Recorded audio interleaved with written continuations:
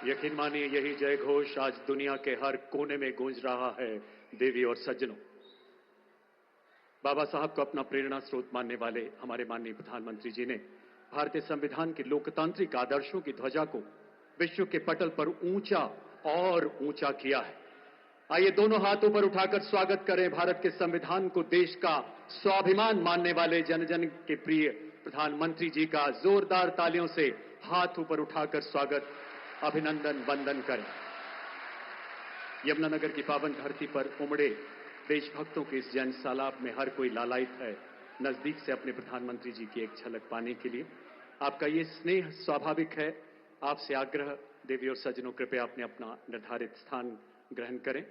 दिल्ली में आज सुबह डॉक्टर भीमराव अंबेडकर की प्रतिमा पर पुष्पांजलि के बाद हिसार में हरियाणा के पहले अंतर्राष्ट्रीय एयरपोर्ट के ऐतिहासिक उद्घाटन, नई टर्मिनल बिल्डिंग के शिलान्यास एवं भिवानी मेडिकल कॉलेज के वर्चुअल शुभारंभ के बाद नॉन स्टॉप हरियाणा को 3 और अभूतपूर्व परियोजनाओं की सौगात देने के लिए माननीय प्रधानमंत्री जी आज यहां पधारे हैं। यमुनानगर की इस पावन धरा पर आपका हृदय से स्वागत है महोदय। मंच पर विराजमान हरियाणा के माननीय मुख्यमंत्री श्री नायब सिंह सैनी जी, माननीय विद्युत तथा आवासन एवं शहरी कार्य मंत्री भारत सरकार श्री मनोहर लाल जी, मंचासीन केंद्रीय एवं राज्य मंत्रिमंडल के सम्मानित मंत्रीगण एवं जन प्रतिनिधिगण की गरिमामयी उपस्थिति को भी हम नमन करते हैं। आइए एक बार पुनः तालियों के जय घोष द्वारा अपना वंदन अभिनंदन नए भारत के शिल्पकार माननीय प्रधानमंत्री जी एवं देश सेवा में समर्पित अन्य सभी मंचासीन विभूतियों तक पहुंचाएं। विकसित भारत विकसित हरियाणा के समारोह की भव्यता में 4 चांद लगाने कोने कोने से यहां पधारे आप सभी देशभक्तों का भी हम हार्दिक स्वागत करते हैं। अब मैं हरियाणा के माननीय मुख्यमंत्री जी से आग्रह करता हूं कि वो स्मृति चिन्ह भेंट कर माननीय प्रधानमंत्री जी का स्वागत करें। सबसे पहले गेहूं की बालियों का गुलदस्ता, सूरज की तपती धूप में सोने से चमकती ये बालियां अन्नदाता के पसीने और परिश्रम की महक समेटे हैं।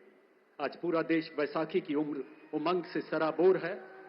आसाम में बिहू के नाम से तो बंगाल में पोहला वैशाख के रूप में इसमें कमल के फूल भी हैं जो राष्ट्र की आराधना के प्रतीक हैं। और अब माननीय प्रधानमंत्री जी को अंग वस्त्र और उससे पहले हरियाणा की आन बान और शान की प्रतीक पगड़ी माननीय प्रधानमंत्री जी को पहनाकर उन्हें सम्मानित करेंगे माननीय मुख्यमंत्री महोदय। उन्हीं के शब्दों में, जहां दूध दही का खाना वैसा है अपना हरियाणा, इन्हीं परंपराओं में शामिल गौरवशाली पगड़ी जो यहां के सांस्कृतिक मूल्यों को खुद में समाहित किए है। हरियाणा ने आज भी अपनी इस गौरवशाली विरासत को सहेज कर संजोकर रखा है। इस पगड़ी ने G20 शिखर सम्मेलन में कई विदेशी मेहमानों को जीता था और अब अंग वस्त्र भेंट कर मुख्यमंत्री महोदय माननीय प्रधानमंत्री जी का सम्मान करते हुए हथकरघा बुनकरों की कारीगरी से बुना अटूट स्नेह के धागों से सजा अब माननीय केंद्रीय मंत्री एवं हरियाणा के निवर्तमान मुख्यमंत्री श्री मनोहर लाल जी द्वारा बाबा साहब का चित्र माननीय प्रधानमंत्री जी को भेंट किया जाएगा।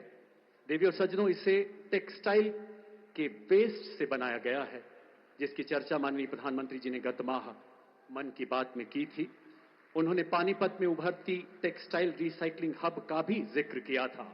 आपकी तालियों का जय घोष रुकना नहीं चाहिए देवी और सज्जनों। बहुत बहुत आभार। माननीय प्रधानमंत्री जी ने बाबा साहब के आदर्शों को पूरा जीवन जिया है। जिस भारत के भरत खेलते सिंहों की संतान से कोई देश नहीं है बढ़कर अपने हिंदुस्तान से। और अब हिंदुस्तान के हृदय सम्राट को आत्मनिर्भर भारत को प्रतिबिंबित करती सिंह की प्रतिमूर्ति भेंट करेंगे हरियाणा के परिवहन, आवास एवं जेल मंत्री श्री कृष्णलाल पवार। देवी और सज्जनों, इस स्मृति चिन्ह को पूर्णतः स्क्रैप से बनाया गया है। इसमें छोटी छोटी कीलें, नट बोल्ट, तारें इत्यादि शामिल हैं। यमुनानगर देश के प्राचीनतम औद्योगिक नगरों में सदैव मशहूर रहा है और मेटल नगरी के नाम से मशहूर यमुनानगर स्क्रैप रिसाइकलिंग में एक अग्रणी भूमिका निभा रहा है। बहुत बहुत आभार महोदय। देवी और सज्जनों, मंच पर उपस्थित केंद्रीय मंत्री भारत सरकार माननीय श्री मनोहर लाल जी ने लगभग 1 दशक तक हरियाणा के मुख्यमंत्री के पद को सुशोभित किया। एवं राज्य में सुशासन तथा समावेशी विकास की दशा और दिशा को नया रूप दिया, जन जन की आकांक्षाओं को नई परिवाज दी। बेबी और सज्जनों, आप सबकी पुरजोर करतल ध्वनि के बीच माननीय केंद्रीय मंत्री तथा हरियाणा के पूर्व मुख्यमंत्री जी से आग्रह करूंगा कि कृपया स्वागत संबोधन के लिए पधारें।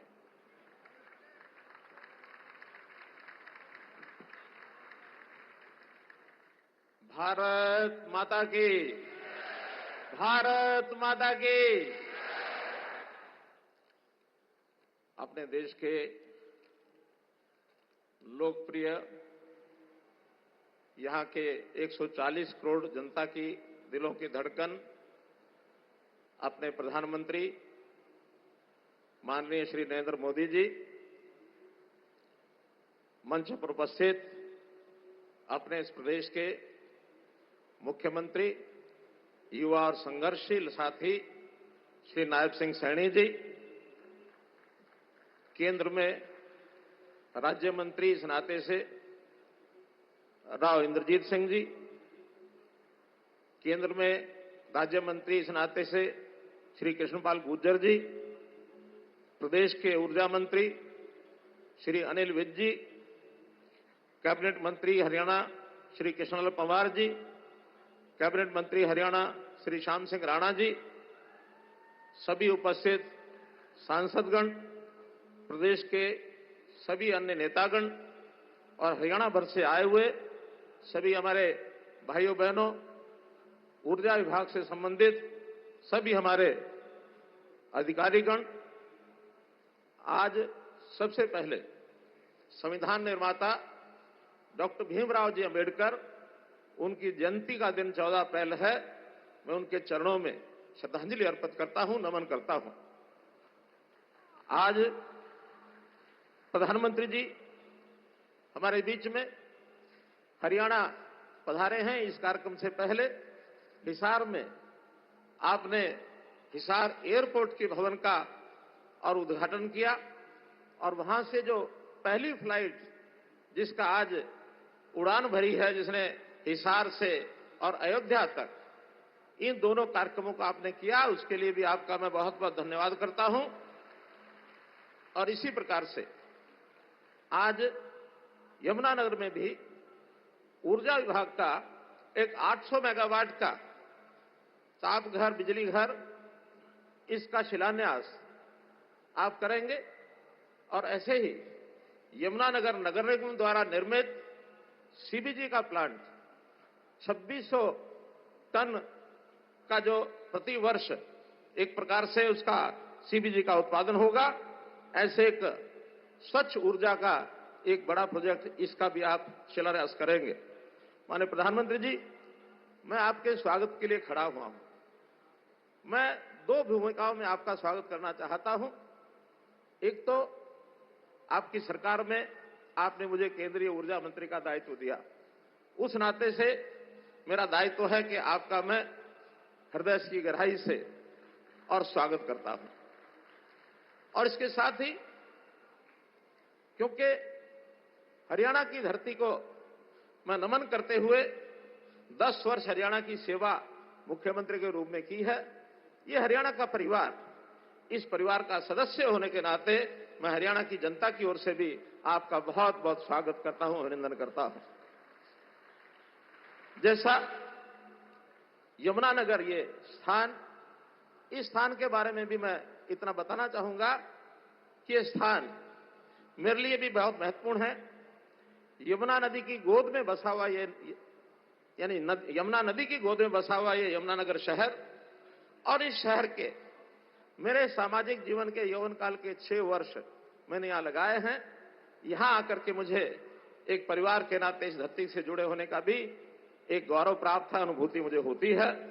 और यही नहीं, आपका भी लगातार हरियाणा के साथ जो प्रेम रहा है, आपकी भी संगठनात्मक तौर पर इस हरियाणा की भूमि के साथ विशेष संबंध, ये आपकी कर्मभूमि रही है। और ये प्यार इस बात को दर्शा रहा है कि पिछले 2014 से लेकर अब तक आप सब प्रदेशों में जाते हैं, लेकिन हरियाणा आपको इसलिए याद रखता है कि हरियाणा में आप 13 बार सरकारी काम से और 11 बार गैर सरकारी अर्थात चुनावी दौरे आपने किए। 24 दौरे इससे पहले हो चुके हैं। आज ये 25वां दौरा 10 साल के अंदर है। मैं समझता हूं हरियाणा प्रदेश को आप प्यार करते हैं और बदले में हरियाणा की जनता भी आपको श्रद्धा और सम्मान के साथ देखते हुए आपको प्यार करती है। इसलिए मैं आपका बहुत बहुत स्वागत करता हूं। आज जो सौगात आप देने जा रहे हैं, जो ये तापघर बिजली घर, यह 800 मेगावाट का, इससे पहले भी 600 मेगावाट के 2 प्लांट यहां चलते हैं। लेकिन ऊर्जा की बढ़ती आवश्यकता को देख करके ये जो तीसरा प्लांट आज इसका शिलान्यास हो रहा है, इसका अपने आप में बहुत महत्व है। हम आपके कहे अनुसार जैसा सबको प्रेरणा आपसे मिलती है कि इस देश को कैसे 2047 तक, जब देश को आजाद हुए 100 वर्ष हो जाएंगे, तो ये देश विकसित भारत के नाम से जाना जाए, विकसित देशों की श्रेणी में आ जाए, ये अपना बड़ा लक्ष्य है। और यदि विकसित भारत को हमको बनाना है तो निश्चित रूप से यहाँ की आर्थिकी, यहाँ का उद्योग, रोजगार, ये सब काम आगे हमको बढ़ाने हैं। और उसमें जो आवश्यक तत्व है, उद्योग हो या अन्य अपने जितने भी काम हैं, ऊर्जा जो है उसका एक आवश्यक तत्व है। ऊर्जा की डिमांड, उसकी मांग लगातार बढ़ती जा रही है।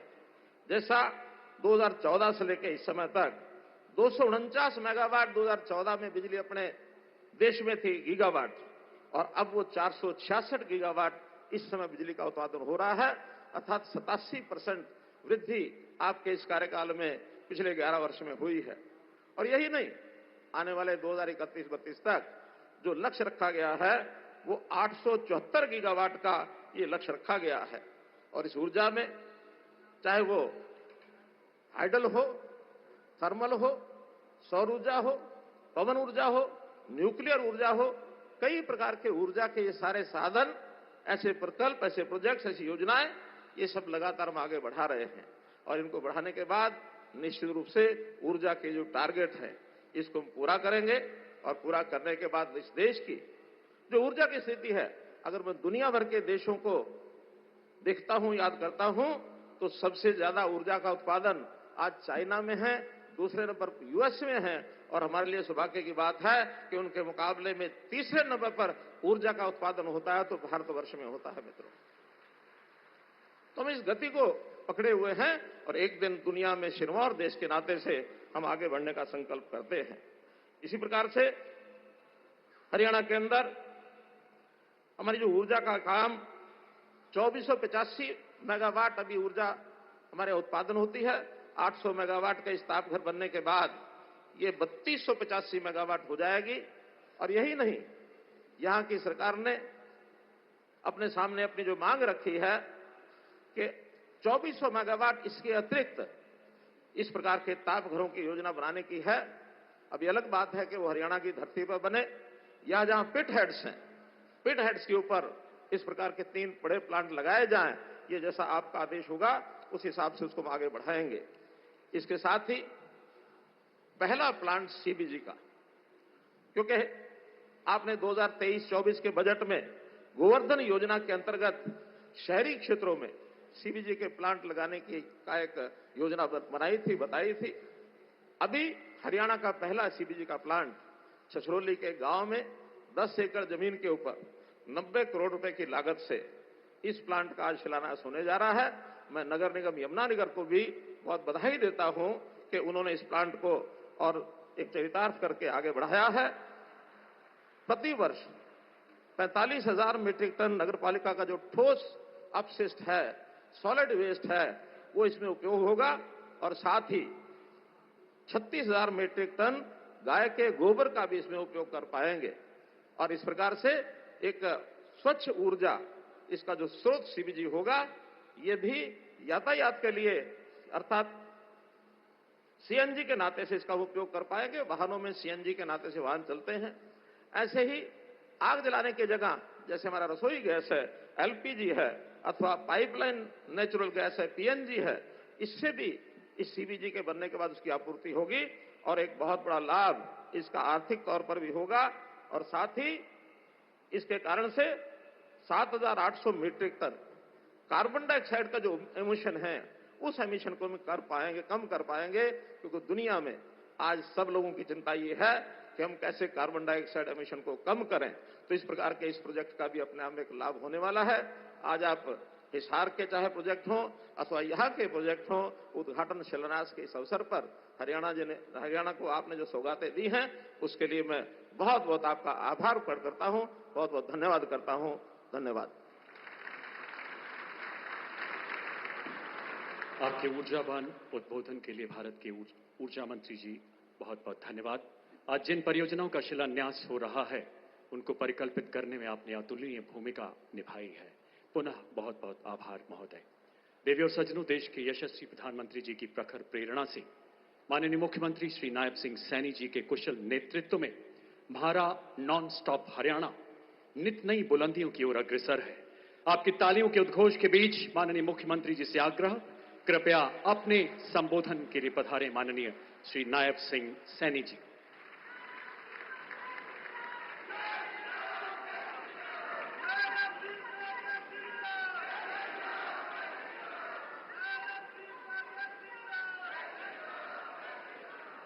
भारत माता की। भाई, दुनिया के सबसे लोकप्रिय नेता, भारत के यशस्वी प्रधानमंत्री आपके बीच में बैठे हैं, हरियाणा के बीच में बैठे हैं। हरियाणा की धाकड़ आवाज आनी चाहिए एक जोरदार जयकारे के साथ, भारत माता के। हम सबका परम सौभाग्य है कि आज सुबह से देश के यशस्वी प्रधानमंत्री विकसित भारत, विकसित हरियाणा को गति देने के लिए आज हरियाणा में हम सब के बीच में आए हैं। मैं हरियाणा के कोटि कोटि जन, हरियाणा के 2 करोड़ 80 लाख लोगों की तरफ से देश के यशस्वी प्रधानमंत्री आदरणीय नरेंद्र मोदी जी का इस यमुनानगर की पवित्र भूमि पर स्वागत करता हूं। आप सबकी तरफ से धन्यवाद करता हूं। उनके साथ ही भारत सरकार में ऊर्जा मंत्री और पूर्व में हरियाणा प्रदेश के मुख्यमंत्री आदरणीय मनोहर लाल जी का भी मैं जोरदार स्वागत करता हूं। मंच पर विराजमान सभी भारत सरकार के मंत्रीगण, प्रदेश सरकार के मंत्रीगण, आप सबका भी मैं दिल से बहुत बहुत धन्यवाद करता हूं।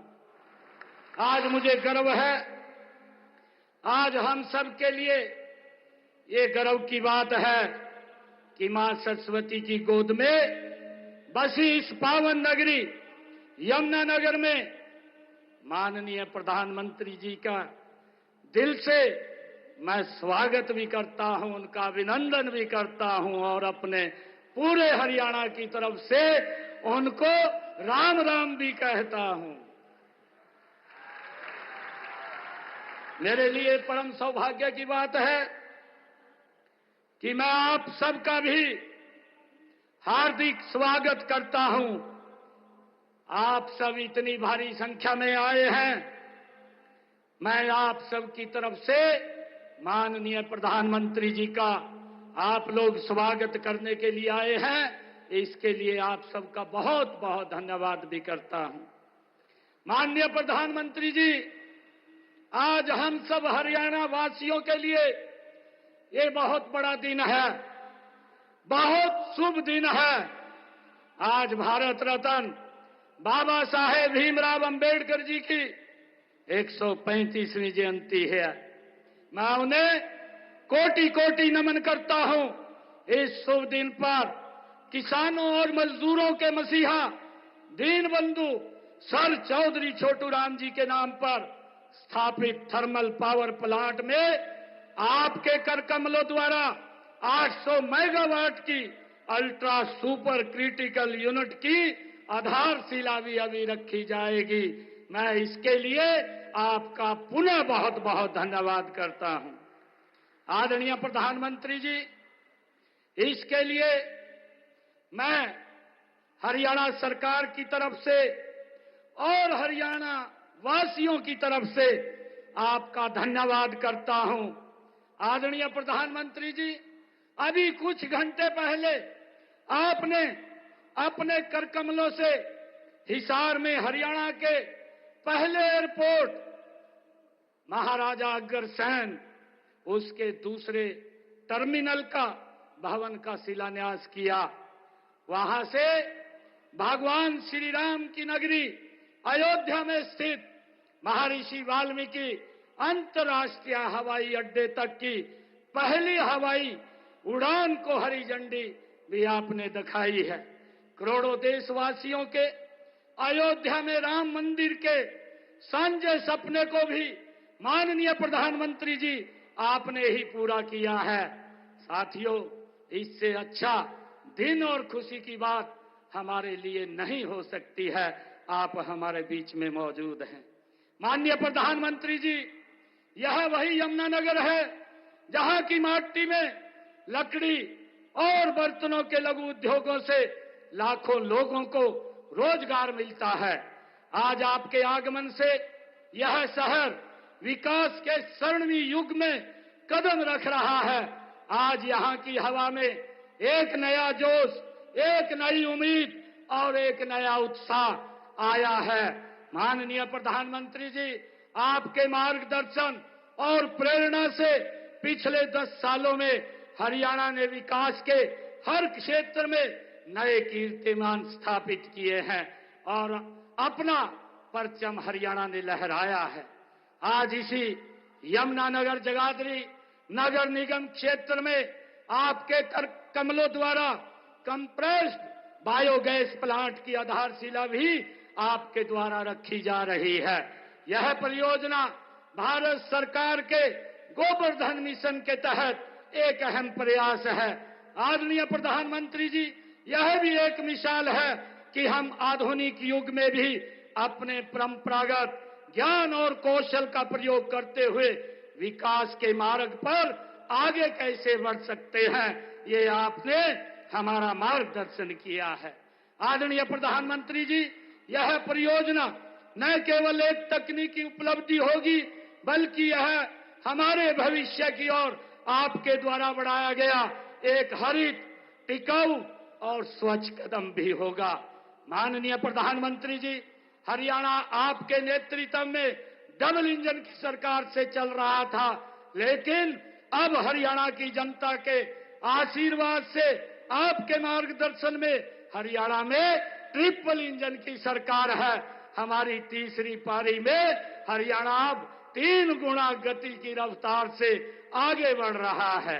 माननीय प्रधानमंत्री जी, आपके कुशल और आपके विजन से आज हरियाणा को ऐसा कोई जिला नहीं जहां से कोई नेशनल हाईवे न गुजरता हो, ऐसा कोई शहर, गांव, गली या कस्बा नहीं जिसकी कनेक्टिविटी जिला मुख्यालय से न हो। और आज आपके आशीर्वाद से इसमें एक और महत्वपूर्ण कड़ी जुड़ रही है, रेवाड़ी बाईपास परियोजना की। मैं इसके लिए भी हरियाणा की जनता की ओर से आपका धन्यवाद करता हूं, हृदय से आपका आभार व्यक्त करता हूं। आदरणीय प्रधानमंत्री जी, हरियाणा ने पिछले 10 सालों में हर क्षेत्र में अलग अलग उपलब्धियां हासिल की हैं, अपनी एक अलग पहचान बनाई है, अपनी एक अलग जगह बनाई है। माननीय प्रधानमंत्री जी, आपने ऊर्जा को राजनीति से हटकर राष्ट्र नीति में बदला है। आज हरियाणा में बिजली के क्षेत्र में क्रांतिकारी बदलाव आया है। पिछले 10 वर्षों में हमारे बिजली उपकरणों का घाटा 30% से घटकर केवल 10.4% रह गया है। यह चमत्कार संभव हो पाया है आपके द्वारा शुरू की गई उदय स्कीम से ये संभव हो पाया है। हाल ही में जारी वर्ष 2023-24 की राष्ट्रीय रैंकिंग में मुझे खुशी है आपको बताते हुए हमारा हरियाणा का उत्तर हरियाणा बिजली वितरण निगम ने पूरे देश में प्रथम स्थान प्राप्त किया है। इतना ही नहीं, पूरे देश में दूसरा स्थान हमारे दक्षिणी हरियाणा बिजली वितरण निगम को मिला है। हमारे राज्य के लिए यह एक ऐतिहासिक उपलब्धि है। माननीय प्रधानमंत्री जी, हमारे पूर्व में मुख्यमंत्री श्री मनोहर लाल जी ने हरियाणा में हमारा गांव जगमग गांव योजना के तहत 24 घंटे बिजली देने का प्रावधान हरियाणा में किया है। मुझे गर्व है कि आज 5,870 गांव में 24 घंटे बिजली की आपूर्ति की जा रही है। बाकी बचे 1,366 गांव को इस योजना का लाभ लेने के लिए प्रोत्साहित करने के लिए शीघ्र ही हम एक नई स्कीम शुरू करेंगे। माननीय प्रधानमंत्री जी, हरियाणा आपको अपना मानता है, अपना समझता है और हक से माननीय प्रधानमंत्री जी आपसे अपनी बात कहता है। जब आप पीछे चुनाव के दौरान हरियाणा में आए थे, तब आपने हरियाणा की सेवा करने के लिए जनता से आशीर्वाद मांगा था। माननीय प्रधानमंत्री जी, हरियाणा के लोगों ने तीसरी बार ऐतिहासिक और पूर्ण बहुमत की सरकार का आशीर्वाद देकर बता दिया है कि हरियाणा के लोग आपके साथ हैं, आपकी नीति के साथ हैं, आपकी नीयत के साथ हैं और आपके नेतृत्व के साथ हैं। आपके विकसित भारत के संकल्प के साथ हरियाणा है। आदरणीय प्रधानमंत्री जी, मैं आपको हरियाणा के 2,80,00,000 लोगों की ओर से ये विश्वास दिलाता हूं कि आपके 2047 के विकसित भारत के संकल्प को पूरा करने के लिए हरियाणा देश के साथ, आपके साथ कदम से कदम और कंधे से कंधा मिला करके चलेगा।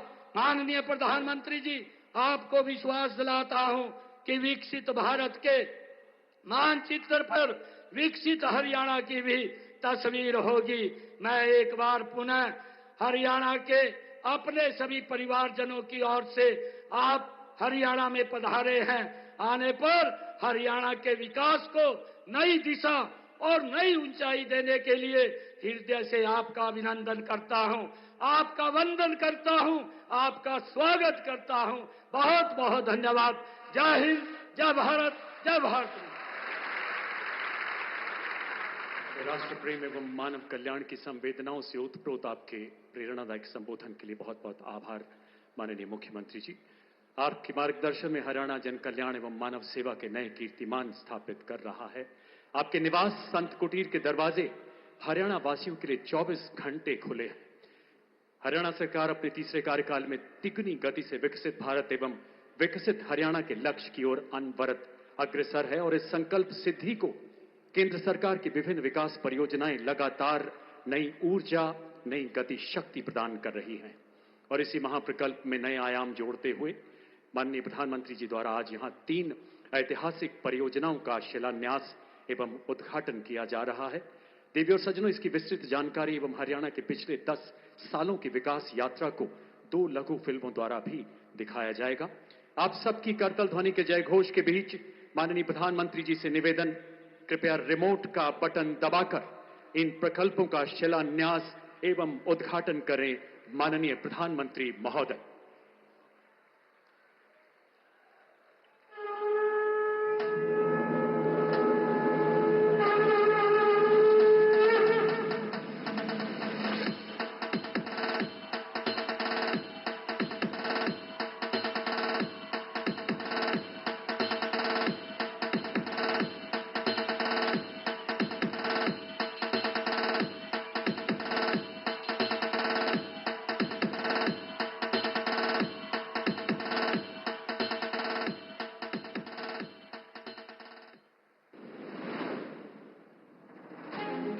माननीय प्रधानमंत्री श्री नरेंद्र मोदी के दूरदर्शी नेतृत्व में आत्मनिर्भर भारत की ओर रफ्तार से बढ़ते हुए आज Deenbandhu Chhoturam thermal power plant Yamunanagar में 800 मेगावाट की अल्ट्रा सुपर क्रिटिकल यूनिट स्थापित की जा रही है, जिससे हरियाणा में बिजली उत्पादन 2600 मेगावाट से बढ़कर 3400 मेगावाट हो जाएगा। 8,500 करोड़ रुपए की लागत से तैयार होने वाली ये परियोजना अल्ट्रा सुपर क्रिटिकल तकनीक पर आधारित है, जो समग्र परिचालन दक्षता में 8% तक सुधार करेगी। ये परियोजना पूरी तरह से स्वदेशी है, साथ ही इससे कोयले की कम खपत, जल्दी स्टार्टअप समय, परिचालन में वृद्धि और कार्बन डाइऑक्साइड उत्सर्जन में कमी होगी। ये परियोजना प्रदेश के युवाओं को आत्मनिर्भर बनाने की दिशा में उनके रोजगार की दृष्टि से भी बेहद महत्वपूर्ण है। इस परियोजना से बिजली उत्पादन अगले 48 महीनों में शुरू हो जाएगा। आज बाबा साहब अंबेडकर की जयंती के पावन अवसर पर माननीय प्रधानमंत्री जी की गरिमामयी उपस्थिति में यमुनानगर में 800 मेगावाट की अल्ट्रा सुपर क्रिटिकल यूनिट परियोजना का शिलान्यास हो रहा है, जो इस दिन को और अधिक पवित्र और प्रेरणादायक बनाता है। हरियाणा की धरती पर लिखा जा रहा है हरित भविष्य का नया अध्याय, और इसकी नींव रख रहे हैं देश के यशस्वी प्रधानमंत्री श्री नरेंद्र मोदी जी। मुकारबपुर में स्थापित हो रहा है एक अत्याधुनिक गोबरधन संयंत्र। स्वच्छ ऊर्जा, स्वदेशी समाधान और आत्मनिर्भर भारत की दिशा में एक और बड़ा कदम। 90 करोड़ की लागत से बन रहा ये प्लांट मई 2027 तक होगा तैयार। यहाँ 45,000 टन ठोस कचरा और 36,000 टन गोबर का होगा वैज्ञानिक निपटान, और तैयार होगी 9,500 टन जैविक खाद और 2,600 टन बायोगैस। हर साल घटेगा 7,800 टन CO2 उत्सर्जन, होगा रोजगार सृजन। यशस्वी प्रधानमंत्री श्री नरेंद्र मोदी जी के करकमलों से आज रेवाड़ी बाईपास का लोकार्पण हो रहा है। 1,070 करोड़ रुपए की लागत से बनी 14.5 किलोमीटर लंबी ये सड़क सिर्फ कंक्रीट और तारकोल नहीं, उम्मीदों की राह है, तरक्की का जरिया है। ये बाईपास NH 352 से शुरू होकर नारनौल से जुड़ता है, इसलिए रेवाड़ी शहर को अब मिलेगी ट्रैफिक से राहत और सुकून। दिल्ली से नारनौल तक का सफर होगा अब लगभग 1 घंटे कम, यानी समय की बचत। नॉन स्टॉप काम, टॉप परिणाम।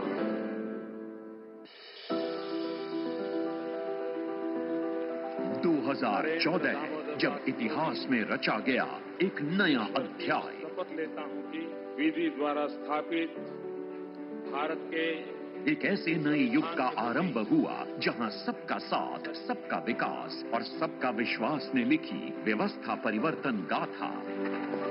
ये बेमिसाल उपलब्धियां ही थी जिस कारण हरियाणा की जनता ने 2024 में लगातार तीसरी बार भारी जन समर्थन देकर यशस्वी प्रधानमंत्री श्री नरेंद्र मोदी के विजन और समर्पण पर अपनी मोहर लगा दी।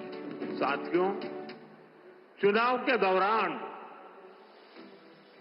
आप सभी माताओं बहनों ने नारा दिया था, महारा हरियाणा, नॉनस्टॉप हरियाणा। उस नारे को हम सभी ने अपना संकल्प बना दिया।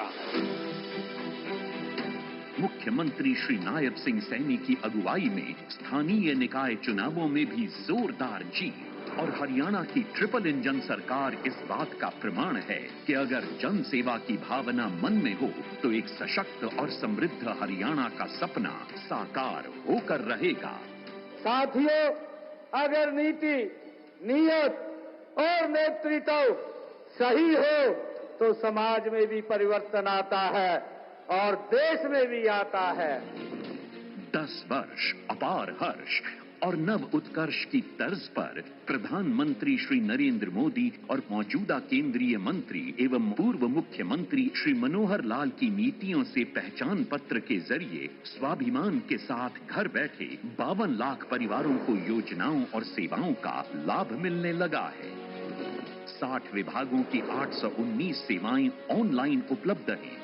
दफ्तर और दरखास्त का चक्कर हुआ खत्म। अंत्योदय परिवारों का हुआ उत्थान। सरकारी नौकरियों में पर्ची खर्ची के सिस्टम पर लगा full stop. Online transfer system, किसानों की सभी फसलें बिना किसी झंझट के बिकती हैं एमएसपी पर और फसल खरीद का पैसा सीधा खाते में। हरियाणा बना है खेलों का पावर हाउस। आयुष्मान भारत चिरायु योजना ने दिया सुकून, हर जिले में बन रहा है मेडिकल कॉलेज। महिला सशक्तिकरण की मिसाल बना हरियाणा, हर घर नल से जल। 2014 से पहले राज्य में बिजली के लिए मचता था हाहाकार। आज हमारा गांव जगमग गांव योजना के तहत लगभग 6000 गांवों में 24 घंटे बिजली आपूर्ति हो रही है। प्रदेश में शैक्षणिक विकास को मिली है एक नई गति।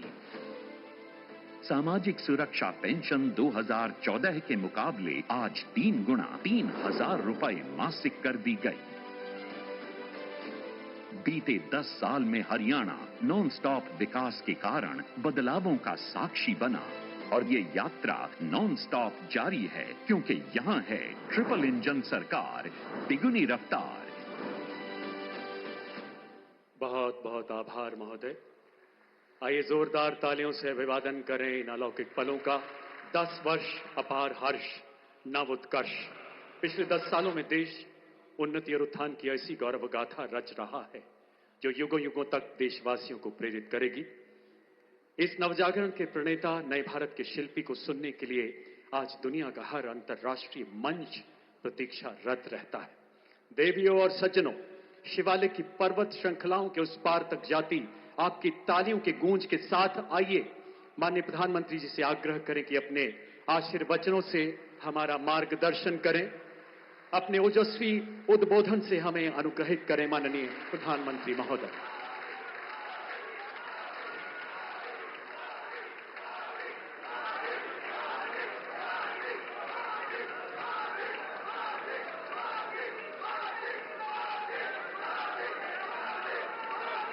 हरियाणा के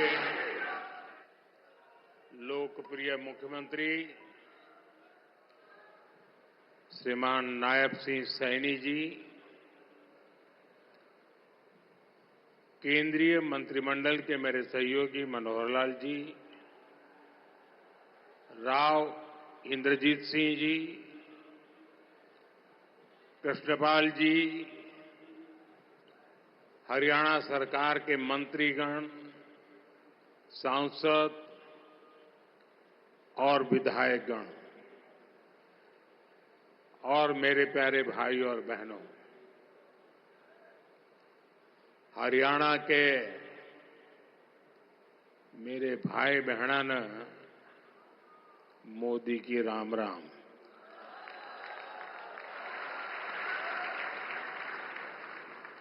साथियों,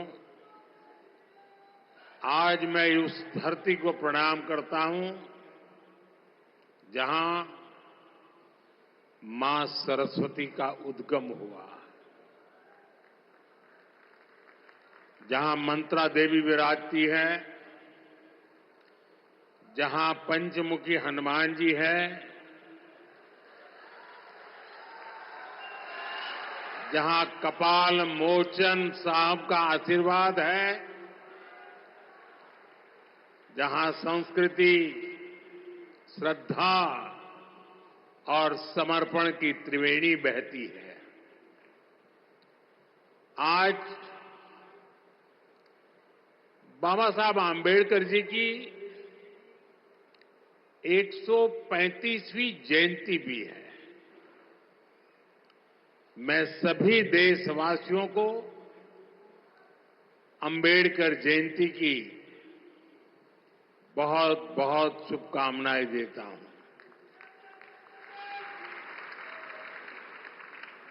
बाबा साहब का विजन, उनकी प्रेरणा निरंतर विकसित भारत की यात्रा में हमें दिशा दिखा रही है। साथियों, यमुनानगर सिर्फ एक शहर नहीं, ये भारत के औद्योगिक नक्शे का भी अहम हिस्सा है। प्लाईवुड से लेकर पीतल और स्टील तक ये पूरा क्षेत्र भारत की अर्थव्यवस्था को मजबूती देता है। कपाल मोचन मेला, ऋषि वेदव्यास की तपोभूमि और गुरु गोविंद सिंह जी की एक प्रकार से शस्त्र भूमि। साथियों, ये अपने आप में एक गरिमा बढ़ाने वाली बात है। और यमुनानगर के साथ तो जैसे अभी मनोहर लाल जी बता रहे थे, सैनी जी बता रहे थे, मेरी कई पुरानी यादें जुड़ी हुई हैं। जब मैं हरियाणा का प्रभारी था तो पंचकुला से यहां आना जाना लगा रहता था। यहां काफी सारे पुराने कार्यकर्ताओं के साथ मुझे काम करने का अवसर मिला है। ऐसे कर्मठ कार्यकर्ताओं की परंपरा आज भी चल रही है। साथियों, हरियाणा लगातार तीसरी बार डबल इंजन सरकार के विकास की डबल रफ्तार को देख रहा है। और अब तो सैनी जी कह रहे हैं ट्रिपल सरकार। विकसित भारत के लिए विकसित हरियाणा, ये हमारा संकल्प है। इस संकल्प की सिद्धि के लिए, हरियाणा के लोगों की सेवा के लिए,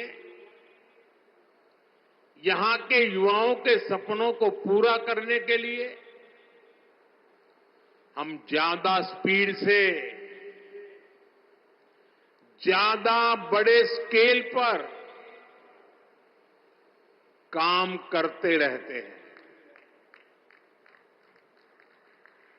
आज यहां शुरू हुई विकास परियोजनाएं,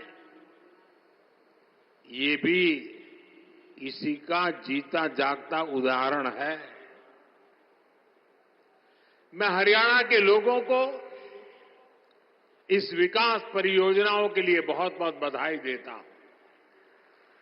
साथियों, मुझे गर्व है कि हमारी सरकार बाबा साहब के विचारों को आगे बढ़ाते हुए चल रही है। बाबा साहब आंबेडकर ने उद्योगों के विकास को सामाजिक न्याय का मार्ग बताया था।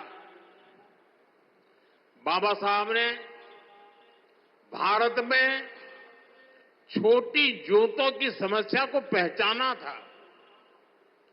बाबा साहब कहते थे कि दलितों के पास खेती के लिए पर्याप्त जमीन नहीं है, इसलिए दलितों को उद्योगों से सबसे अधिक फायदा होगा। बाबा साहब का विजन था कि उद्योगों से दलितों को ज्यादा रोजगार मिलेंगे और उनका जीवन स्तर ऊपर उठेगा। भारत में औद्योगिकरण की दिशा में बाबा साहब ने देश के पहले उद्योग मंत्री डॉक्टर श्यामा प्रसाद मुखर्जी के साथ मिलकर काम किया था। साथियों, औद्योगिकरण और मैन्युफैक्चरिंग के इस तालमेल को दीनबंधु चौधरी छोटू राम जी ने भी गांव की समृद्धि का आधार माना था। वो कहते थे, गांवों में सच्ची समृद्धि तब आएगी जब किसान खेती के साथ साथ छोटे उद्योगों के माध्यम से भी अपनी आय बढ़ाएगा। गांव और किसान के लिए जीवन खपाने वाले चौधरी चरण सिंह जी की सोच भी इससे अलग नहीं थी। चौधरी साहब कहते थे, औद्योगिक विकास को कृषि का पूरक होना चाहिए। दोनों हमारी अर्थव्यवस्था के स्तंभ हैं। साथियों, मेक इन इंडिया के, आत्मनिर्भर भारत के मूल में भी यही भावना है, यही विचार है, यही प्रेरणा है। इसलिए हमारी सरकार भारत में मैन्युफैक्चरिंग पर इतना बल दे रही है। इस वर्ष के बजट में हमने मिशन मैन्युफैक्चरिंग की घोषणा की है।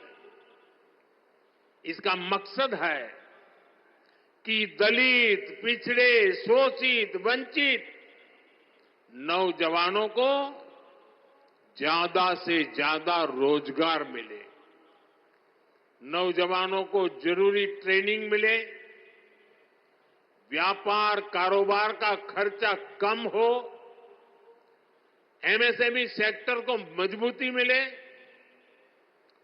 उद्योगों को टेक्नोलॉजी का लाभ मिले और हमारे उत्पाद दुनिया में सबसे बेहतरीन हो। इन सारे लक्ष्यों को प्राप्त करने के लिए बहुत जरूरी है कि देश में बिजली की कोई कमी न हो। हमें एनर्जी में भी आत्मनिर्भर होना ही होगा। इसलिए आज का ये कार्यक्रम बहुत अहम है। आज Deenbandhu Chaudhary Chhoturam thermal power plant की तीसरी इकाई का काम शुरू हुआ है। इसका फायदा यमुनानगर को होगा, उद्योगों को होगा। भारत में जितना औद्योगिक विकास, जैसे प्लाईवुड बनता है, उसका आधा तो यमुनानगर में होता है।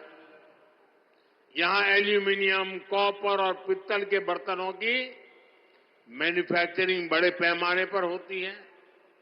यहीं से पेट्रोकेमिकल प्लांट के उपकरण दुनिया के कई देशों में भेजे जाते हैं। बिजली का उत्पादन बढ़ने से इन सभी को फायदा होगा। यहां मिशन मैन्युफैक्चरिंग को मदद मिलेगी।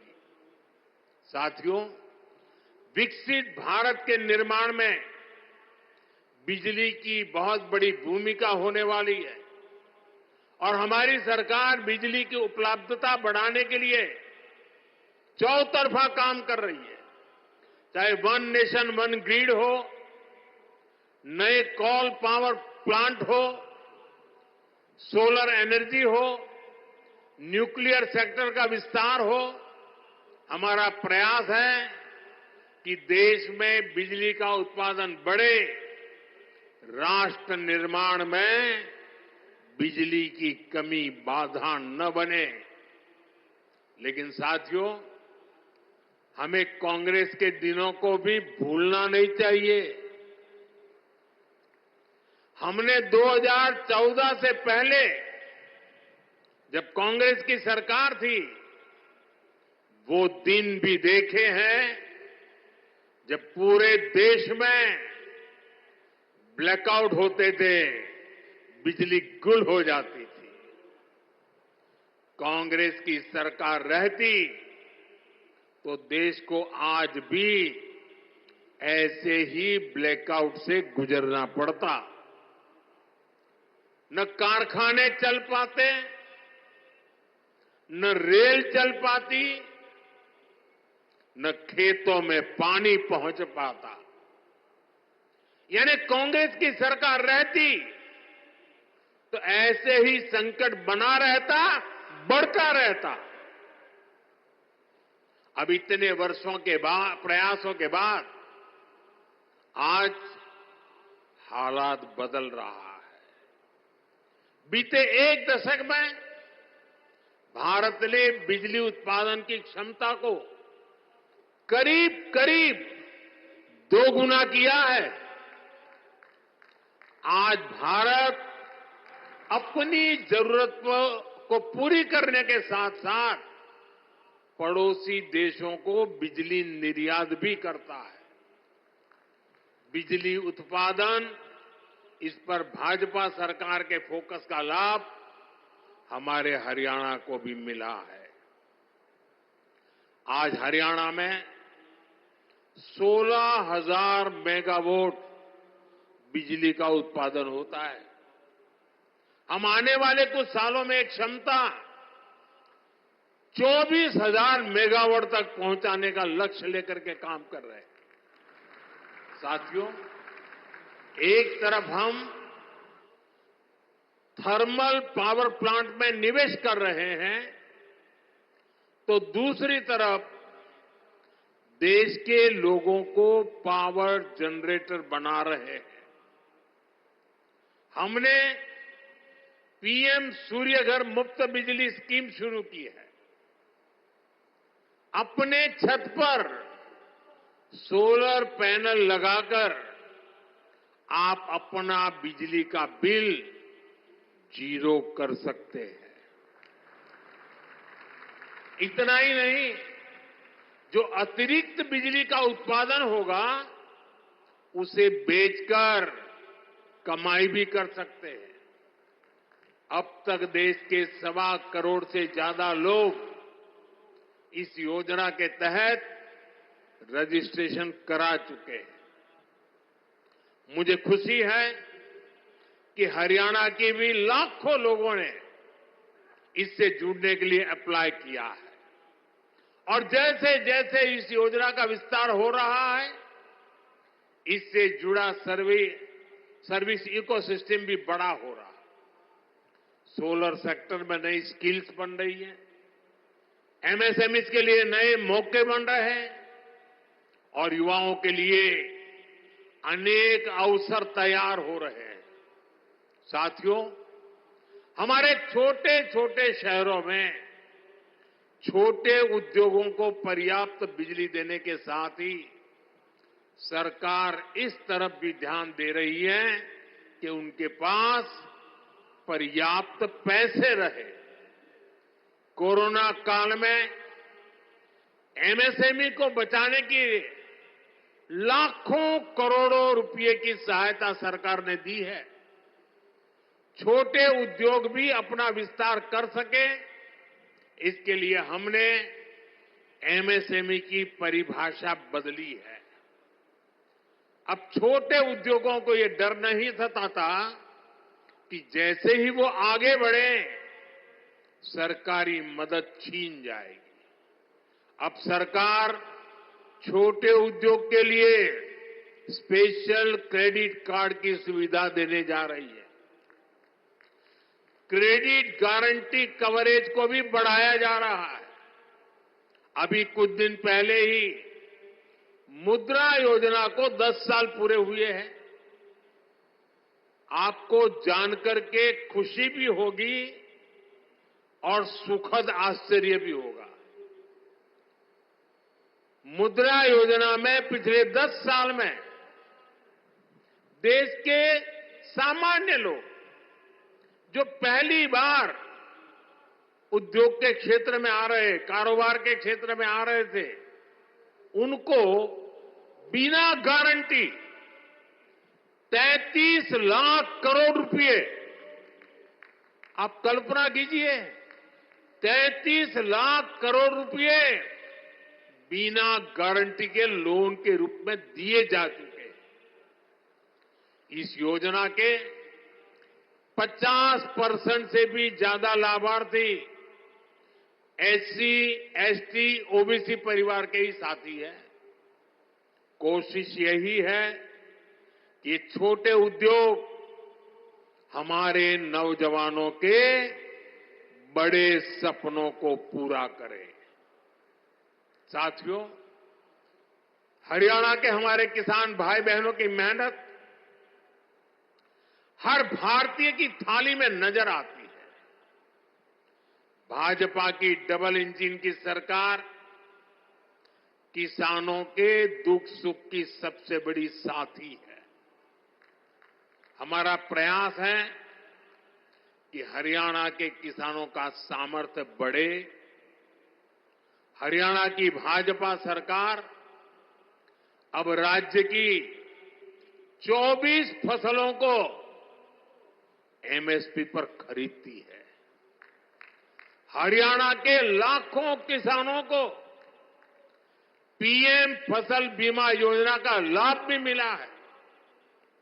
इस योजना के तहत लगभग 9,000 करोड़ रुपए से ज्यादा के क्लेम दिए गए हैं। इसी तरह पीएम किसान सम्मान निधि से 6,500 करोड़ रुपए हरियाणा के किसानों के जेब में गए हैं। साथियों, हरियाणा सरकार ने अंग्रेजों के जमाने से चले आ रहे आबियाना को भी खत्म कर दिया है। अब आपको नहर के पानी पर टैक्स भी नहीं देना पड़ेगा और आबियाने का जो 130 करोड़ रुपए से ज्यादा का बकाया था वो भी माफ हो गया है। साथियों, डबल इंजन सरकार के प्रयासों से किसानों को, पशुपालकों को आय के नए साधन मिल रहे हैं। गोवर्धन योजना, इसे किसानों के कचरे के निपटारे और उससे आय का अवसर मिल रहा है। गोबर से, खेती के अवशेष से, दूसरे जैविक कचरे से बायोगैस बनाई जा रही है। इस वर्ष के बजट में देश भर में 500 गोवर्धन प्लांट बनाने की घोषणा की गई है। आज यमुनानगर ने भी नए गोवर्धन प्लांट की आधारशिला रखी गई है। इससे नगर निगम के भी हर साल 3 करोड़ रुपए बचेंगे। गोवर्धन योजना स्वच्छ भारत अभियान में भी मदद कर रही है। साथियों, हरियाणा की गाड़ी अब विकास के पथ पर दौड़ रही है। यहां आने से पहले मुझे हिसार में लोगों के बीच जाने का अवसर मिला।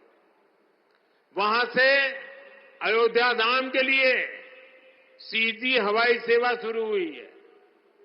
आज रेवाड़ी के लोगों को बाईपास की सौगात भी मिली है।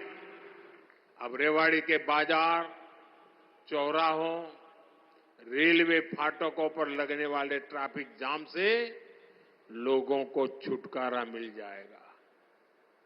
ये 4 लेन का बाईपास गाड़ियों को बड़ी आसानी से शहर से बाहर निकाल देगा। दिल्ली से नारनौल की यात्रा में 1 घंटा समय कम लगेगा। मैं आपको इसकी बधाई देता हूं।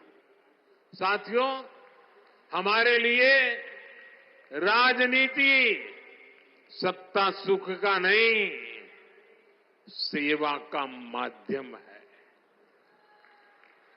जनता की भी सेवा का माध्यम और देश की सेवा का भी माध्यम। इसलिए भाजपा जो कहती है उसे डंके की चोट पर करती भी है।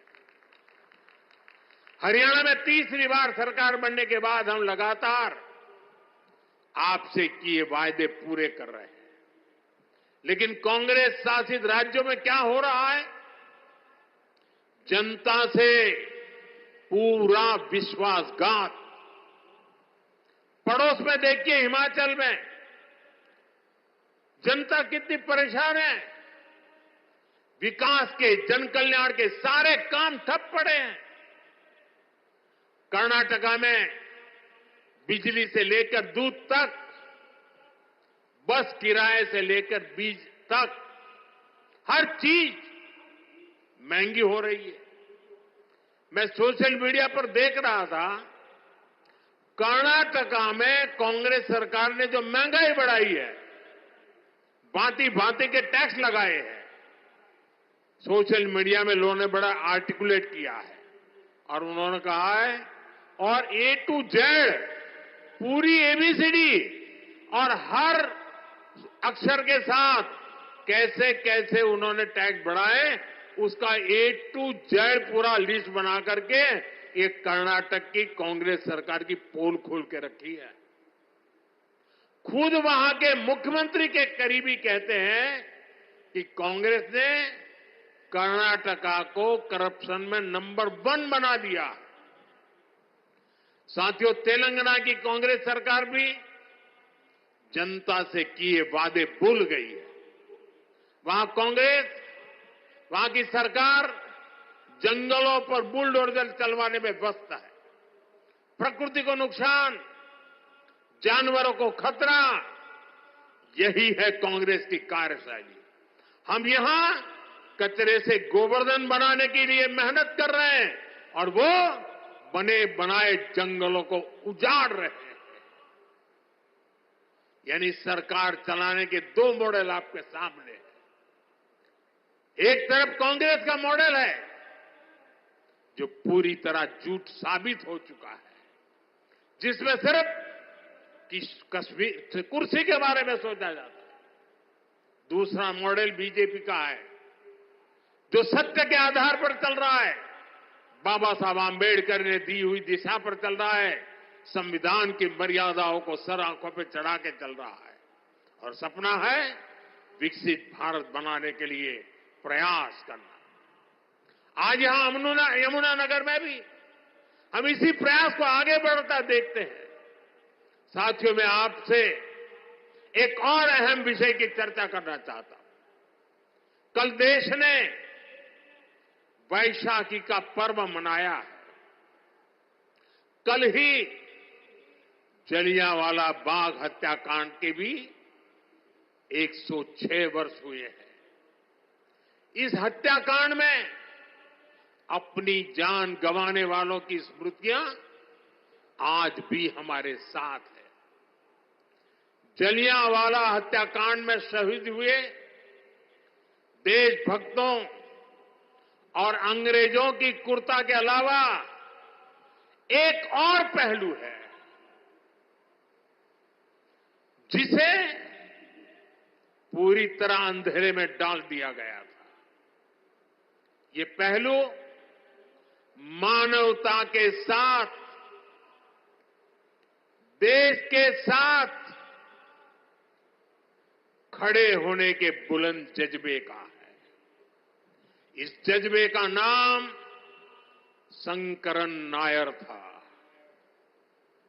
आपने किसी ने नहीं सुना होगा, शंकरन नायर का नाम नहीं सुना होगा, लेकिन आजकल इनकी बहुत चर्चा हो रही है।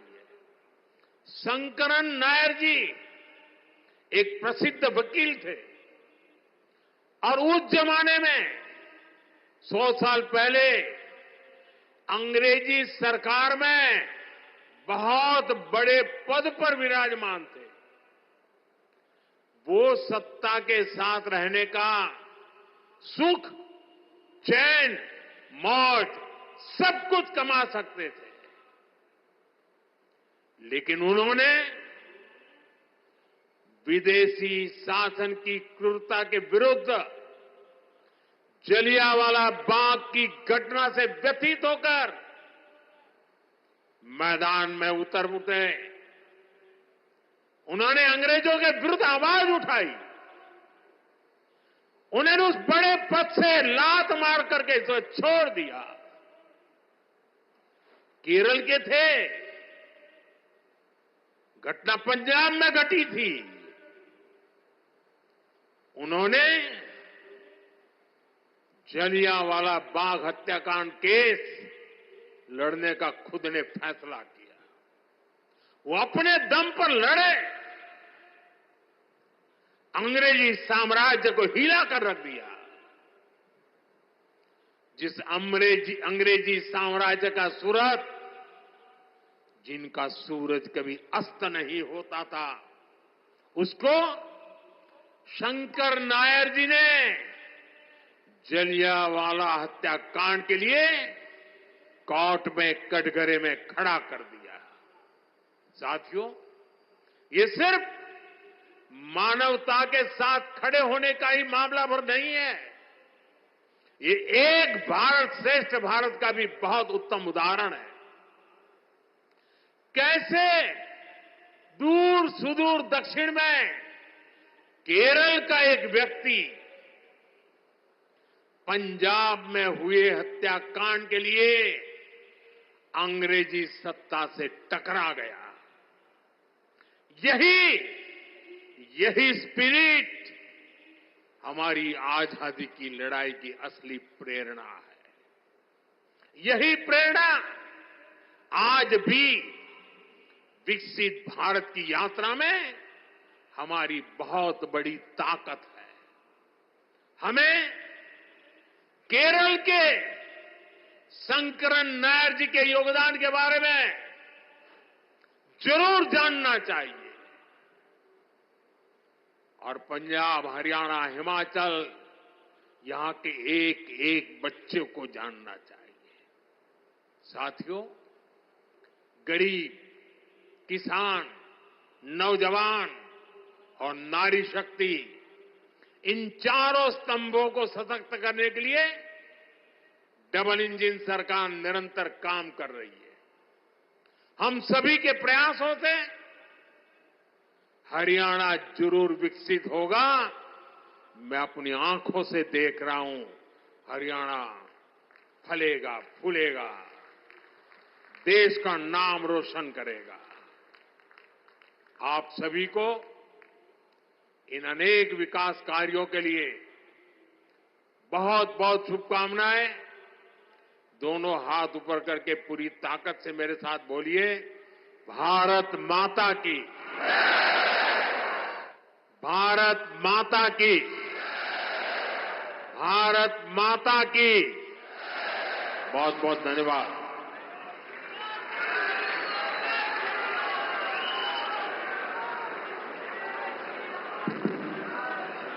बहुत बहुत धन्यवाद माननीय प्रधानमंत्री महोदय।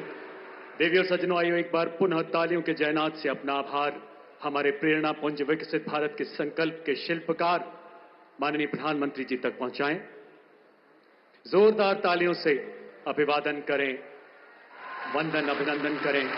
आज से 10 साल पहले 20 अप्रैल 2015 को दिल्ली के अंबेडकर अंतर्राष्ट्रीय केंद्र के शिलान्यास के दौरान आपने कहा था मान्यवर कि अगर बाबा साहब न होते तो नरेंद्र मोदी